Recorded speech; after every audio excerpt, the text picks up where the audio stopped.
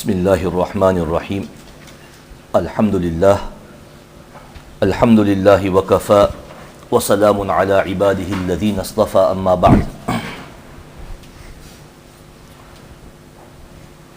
We had a brief look at Abu Bakr Siddiq radiyallahu anh, then Umar bin Khattab, who was Khalifa for around 10 years, and then Uthman radiyallahu anh, who was Khalifa for even a slightly longer period, 12 years. So around 35 years of the Khilafah, 34 to 35 years, is centered around these three individuals. Uthman radiyallahu anh, towards the latter part of his Khilafah, he encountered a lot of challenges. Which unfortunately resulted in him being assassinated, martyred. And the events that led up to this, a lot has been written, a lot has been said, and just to summarize all that, it's difficult, but basically there were what we can call in English murmurings about his leadership style. And Islam had spread far and wide, far beyond what we call Hijaz, far beyond the Arabian Peninsula. And those who were entering into Islam, new people from far away lands, they did not probably appreciate fully, the rank of, for example, the Sahaba, especially the senior Sahaba, the Ashara Mubashara, etc. So they easily fell prey to these what we call murmurings. Even if we look in our community, you don't need to go far. If there is a rumor, there are some who will just say, "Oh, here," and you just leave it there. And there'll be some who will basically start scratching beyond the surface and trying to find out more, and that rumor, which is really just a rumor, you try to make it into something substantial. So these murmurings, they started from kind of Egypt, where some would accuse Uthman radiyallahu anh. Remember, you've got to understand that there was a lot of tribal rivalry as well amongst the Arabs. There was a lot of tribal rivalry, a lot of pride as well in their respective tribe, lineage, etc. So one of the accusations leveled at Uthman radiyallahu anhu was that basically his choice of governors, etc., it's largely from Banu Umayyah. Now, if you look at the most important governor of the time, it was Muawiyah radiyallahu anhu. And he was from the Banu Umayyah. However, Muawiyah radiyallahu anhu was not appointed by Uthman radiyallahu anhu. He was appointed many years earlier by Umar radiyallahu anhu. And Uthman radiyallahu anhu let him continue. Muawiyah radiyallahu anhu was governor of Sham for 20 years, for 20 full years. So most of the khilafah of Umar radiyallahu anhu and full khilafah of Uthman radiyallahu anhu. And after that, for another around 20 years, after Hazrat Ali radiyallahu anhu, he was Khalifa as well. So 40 years in total, 40 years. So there were these murmurings that, what you call, I think in English, is it nepotism. There were accusations of nepotism. There were also some political grievances, etc. Anyway, all this boiled and started to take hold month after month, year after year, till a time came when some rebels, they launched an attack so they came to Medina from outside, and they surrounded Uthman radiyallahu anhu's residence, and basically their objective was just really one, to cause mischief and turmoil. A lot of Sahaba who were alive at that time, they tried to defend Uthman radiyallahu anhu. They went into his house, they spoke to him. Hazrat Uthman said, "No, I don't need you to defend me. I don't want to cause a civil war." And he refused their help. A lot of Sahaba went in one after the other. Abu Hurairah radiyallahu an, Hassan radiyallahu an, Hussein radiyallahu an. A lot of Sahaba, they were still around. But he refused everyone's help. He refused everyone's help. And when they had surrounded his house, famous hadith, Hazrat Uthman, he came out, must have been some sort of balcony, and he faced this crowd of rebels, and then he said certain things to them, that anshudukumullah wal Islam hal ta'lamuna anna Rasulullah sallallahu alaihi wasallam qadim al-Madina wa laysa biha ma'un yusta'dhab ghayru bi'ri Ruma. He reminded them that, do you not remember the time Rasulullah sallallahu alaihi wasallam came to Medina? There was no sweet pleasant water in Medina other than the well of Ruma, which we discussed yesterday. And Prophet said at that time, man yashtari bi'ra Ruma, who will purchase this well and make it waqf for the Muslims? It was I. فَاشْتَرَيْتُهَا مِنْ صُلْبِ مَالِي. I purchased it from the best of my wealth, meaning it was a considerable amount.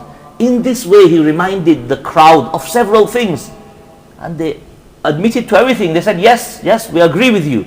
Despite that, they eventually entered the house, and one of the servants of Uthman radiyallahu anhu, he tried to defend Hazrat Uthman. He was also martyred in the process. So there were actually two martyrs on that day in the house, Uthman radiyallahu anhu and his servant.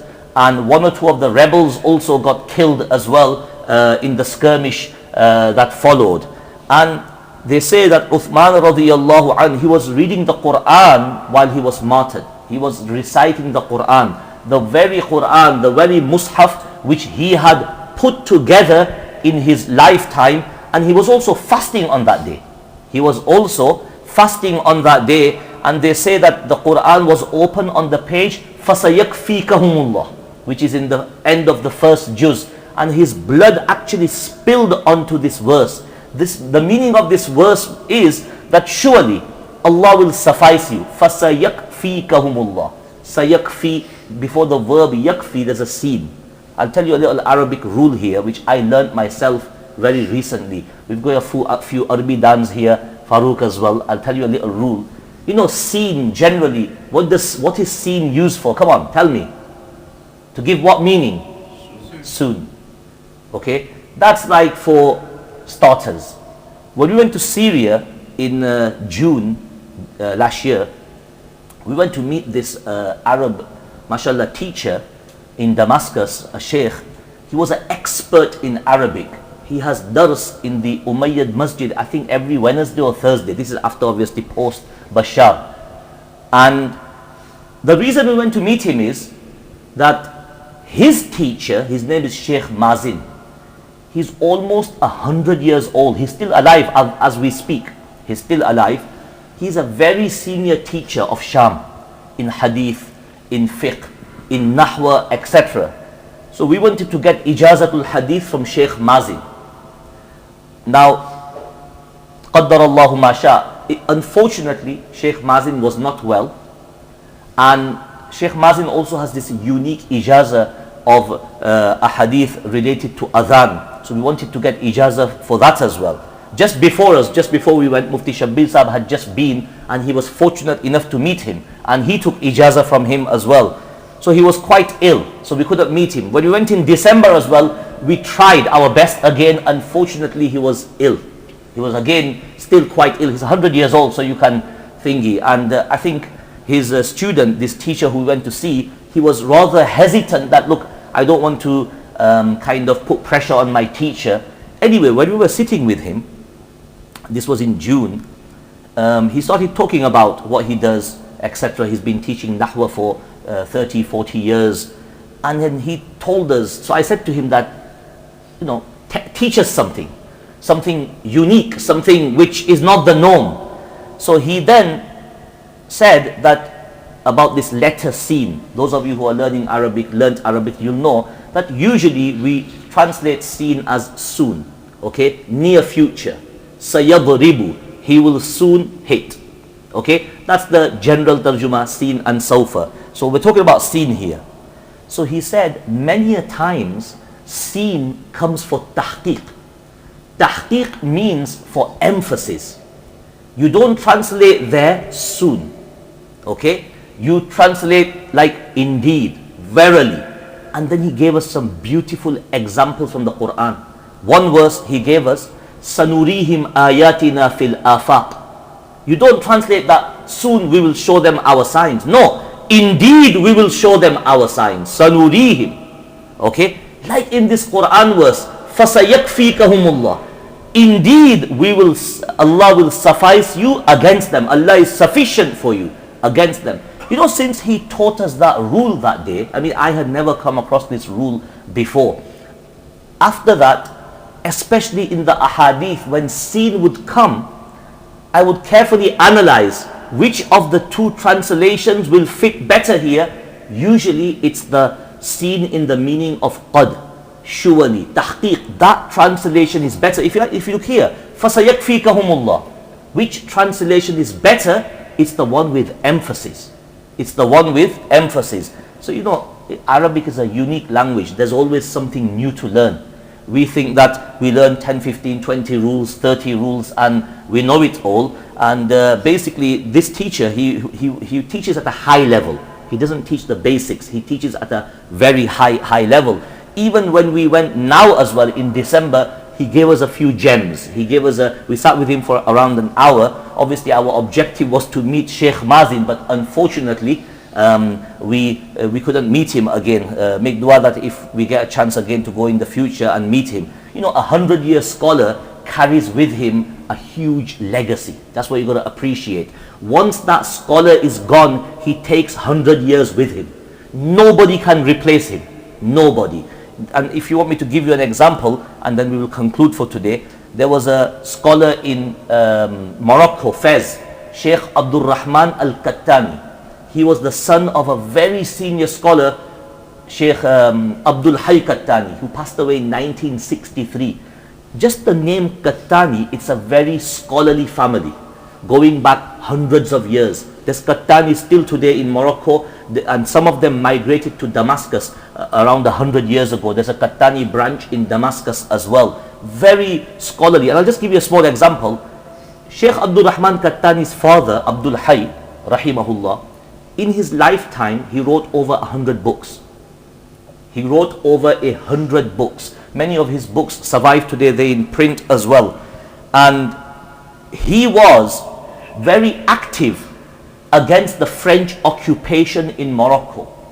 He was also very against the royal family who were there as a figurehead, that he did not want them to come into power because he knew what would happen. I mean, you can see the state of Morocco today. Look at the earthquake that happened in Morocco, was it 3-4 years ago? The government, the royal family, the king promised everyone what? I'll give you what? A house. We're still waiting 4 years later, he's still not built a single house for them. Yeah? And he could build it like in seconds. There's no shortage of funds there basically. So he was very anti-royal family. Anyway, when the French left around 1955-56, the royal family obviously was installed, as in many other places. His father, Abdul Hayy Kattani, had to basically go into exile. If he stayed in Morocco, he would have been executed. So he went into exile in France, and he passed away in France as well. So his son Abdul Rahman went with him. Then Abdul Rahman was allowed to return. Abdul Rahman Kattani only passed away in 2021, maybe 22, very recently. So Abdul Rahman Kattani, his father, when he was small, born around 1925, 1926, whenever he would travel, whenever he would go to meet hadith scholars, he would take Abdul Rahman Kattani with him, his son. And also he had 2 daughters as well. They were also muhaddithat. So people used to go to France to get ijazah from them. So when his father passed away, in the last 10-15 years, Abdul Rahman Kattani had the highest chain of transmission for hadith in the world. Can you just imagine, the only person in the world to have the shortest chain from him to Rasulullah sallallahu alaihi wasallam. And people would go to him for ijazah from Saudi Arabia, from Kuwait, from Bahrain, all these places. You know, the Arabs, they've kind of woken up now to these things. You know, they've had a scholarly legacy of 1,000 years. But you know, when in the middle, World War I, World War II, that period, they got lost. They got lost basically. So I went to meet him in 2018. I specifically went from Preston to Fez for this one objective. I asked a few friends, do you want to come? Somebody saying yes, somebody saying no, we'll go next month, we'll go next holiday, but do choro. I just jumped on a plane, I went myself. When I went there, there was a group of ulama from Batley who came to see Sheikh Abdul Rahman Kattani. You know, our Asian ulama from Batley. They were, unfortunately, they were not be able to meet him. I met them, they said, Masab, we've tried, we've been here for 3-4 days, we've got to move on now. Okay? When I was there was also 3-4 scholars from Saudi Arabia as well. They were trying to meet him as well. They couldn't meet him as well. Anyway, this is me now. I was there for about 9-10 days. After 3-4 days, even I'm sweating as well. That how do you get to him? You know what the worst is? That so many people in Fez did not even know about him. You know why? Because him and his family were under curfew from the government for 50 years. Till Abdul Rahman Kattani passed away, he was under house arrest. He was not allowed to do certain things. You know, his father owned land and estates, etc. They were all frozen. They were not allowed to sell them. This was basically the government keeping an eye on this family because they perceived them as a political threat. So Abdul Rahman Kattani would keep a very low profile. He would keep his head down. Only when he would go for Umrah, etc., the ulama, they would come to him, you know, in a huge number, basically. And he did not like it when lots of ulama would come to see him at his house because of this reason, that political reasons, that the royal family, etc., looks at this as a threat. I'll give you a good example of that. You know, when Bashar al-Assad started his war in Syria and the civil war started, Sheikh Mohammed Awama, you must have heard of his name, very senior scholar. He's still alive, he's quite old now. He migrated, obviously the war, he had to leave. He's from Halab, very senior scholar, prolific writer and teacher of Hadith. So he went to Medina. Saudi Arabia accepted him and gave him, what's that word called? Political asylum. Now, you know, Sheikh Muhammad Awama is like a magnet. Wherever he goes, scholars flock. So many ulama were coming to Medina. Now he's so accessible in Medina because, you know, people go for Umrah, etc. So people are coming to him, going to him, visiting him. Saudi government is watching all this. You know, when you are a dictatorship and an authoritarian regime, you don't like all this. His popularity is building up. Okay? So, you know, after 5 years when his, what do you call that thing, Iqama or whatever, expired, they very politely did not renew it. They did not renew it. So what happened is, Sheikh Muhammad Awama, you know, Erdogan saw the opportunity. He said, we will give you political asylum. So he's been in Turkey for the last 7-8 years now, maybe even more. So my point is, Sheikh Abdul Rahman Kattani exactly same. He was fearful that if my popularity rises, my life could be at threat. You know, I might just have some mysterious accident. So he had the highest sanad in the world. Sheikh Mazin is 100 years old. Sheikh Abdul Rahman Kattani, when he passed away, he was almost 100 as well. He was almost 100. So Alhamdulillah, I was very fortunate. Only through Allah's mercy, I got to meet him. I read Ahadith to him. I got written ijazah from him. Written ijazah. And the other thing is that those of you who are ulama and studying, etc., you should not lose these opportunities. If you know of someone who has a high sanad, etc., you should make that effort to see that person. You know, in the UK, we've had a few people as well. They've all passed away now. There's only 1 or 2 left here and there maybe, who have very high sanads. We only appreciate them when they've left the world. And then we start talking about, Ya Allah, oh, he had this, he had that basically. And these people were right under our nose. May Allah subhanahu wa ta'ala give us the ability to tread in the footsteps of these people of knowledge. Subhanakallahumma bihamdik.